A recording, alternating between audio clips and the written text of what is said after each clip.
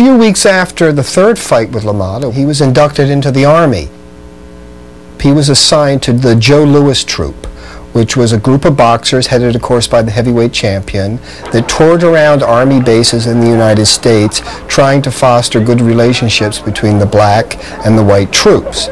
But obviously down south they had a different ideal of what was a good relationship, because when they got to Mississippi, Ray discovered that the black troops were not allowed to come to see the exhibition. So what he did is he confronted the general at the post and said if there weren't any black troops there, there wouldn't be any exhibition. So a quick call to the War Department, and that was another victory for Ray Robinson. The Army decided to send the group overseas because they were having great racial problems, particularly in England. And Mr. Robinson decided that was not for him. So when the group left the port of embarkation, Ray was among those missing. He was soon going to be shipped out to Europe, but Robinson didn't want to go. He was informed that if he did not follow orders, he could be court-martialed and punished. What eventually happened is Ray Robinson claimed to have fallen down the stairs. Ray's story was that he tripped, fell downstairs, had amnesia, woke up in an Army hospital in Staten Island, and that led to his discharge. Now that has always been Ray's story. Not everyone agrees with that story. Dan Parker in the Daily Mirror wrote that Ray had, in a sense, jumped ship, and that became the popular acceptance of what happened. Ray was honorably discharged, which is a point that he always brought up whenever his military career was questioned. But there is definitely some question there as exactly what happened.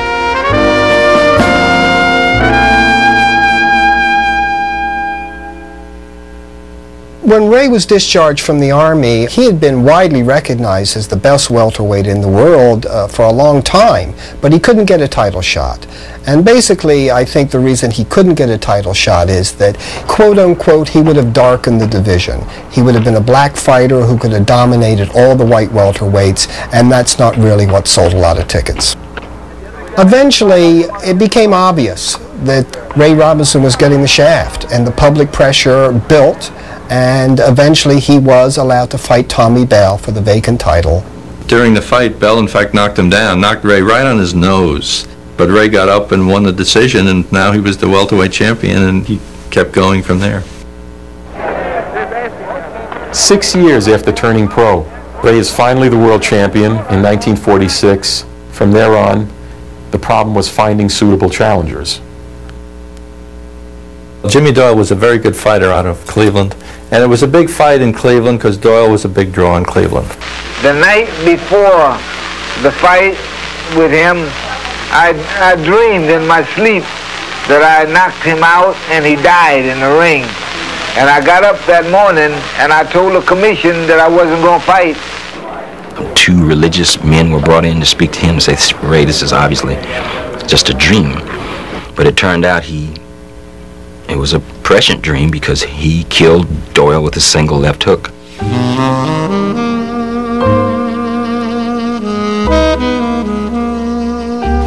He knocked Doyle out and Doyle died. A few days later there was a coroner's inquest. There were a lot of headlines. Robinson under probe and death of fighter. And the DA said to Robinson, when did you know you had him in trouble? And Ray says, when he signed the contract, I knew I had him in trouble. It's my business to have him in trouble. His mother was convinced for the rest of her life that this had a profound impact on him as a fighter, and that mentally he was no longer the same. Ray would say to her often, I didn't mean it, Ma. I didn't mean it. I think it's hard to overestimate the impact killing Jimmy Doyle had on Robinson. If he went into the Doyle fight with a reserve about boxing as an avocation, I think he came out of it really disliking it, knowing he was a genius at it, but not getting any pleasure out of it. You give me the impression that you rather enjoy your work, is that right? No, just the opposite, Ed. I've never enjoyed boxing. It's just a business with me, and I guess I know I've never enjoyed it. He just did it for the money. So they get you out of the situation that you're in. stop your mother from working, poverty, better things of life. So that's what he did it for.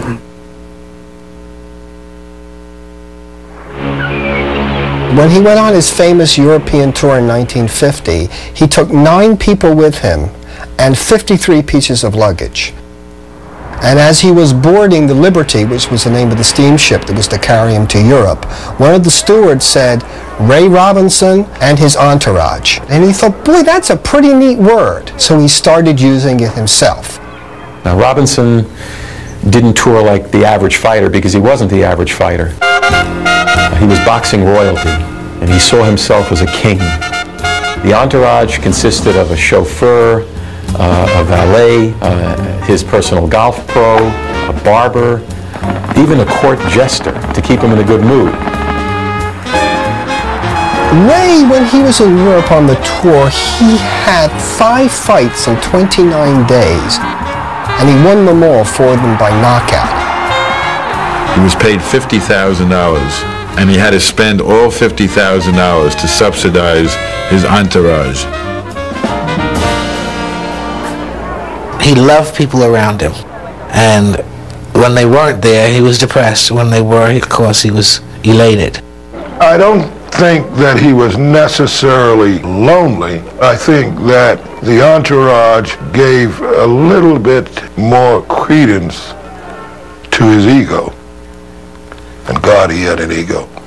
This guy was truly an artist. I mean, he was a true artist, and one always associates a vast menu of tics and phobias and eccentricities with an artist. For example, he had a house in the Bronx. The most important part of that house was the wiring that he had so that he could hear everything that went on in every room. That was Ray, just very, very unusual. I can't tell you how many meetings I went to with Ray on the 14th floor and the 12th floor where we walked because he wouldn't ride an elevator. He'd fight anybody. He'd get on an airplane. He would not ride in an elevator. And he called everybody by their nicknames. Never would call them by their name. My name was Neck, N-E-C-K. I had a skinny neck. My sister's name was Lard, L-A-R-D, because she was fat. He always called me Henry, and my name is not Henry. George Gainford, who was his manager, he called him the Emperor, and he called me Sarge. That's the nickname he called me. He'd say, Sarge, go get this for me, or go bring the car around the corner for me, Sarge. I'd never seen such a gorgeous car. It was pink with little, gold dots in it.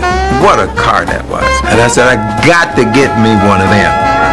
I saw him one night driving down Broadway, and he was driving the car and waving at 43rd Street and 44th Street, and people were screaming from the sidewalk at him. If that car moved anywhere on any avenue, everybody stopped.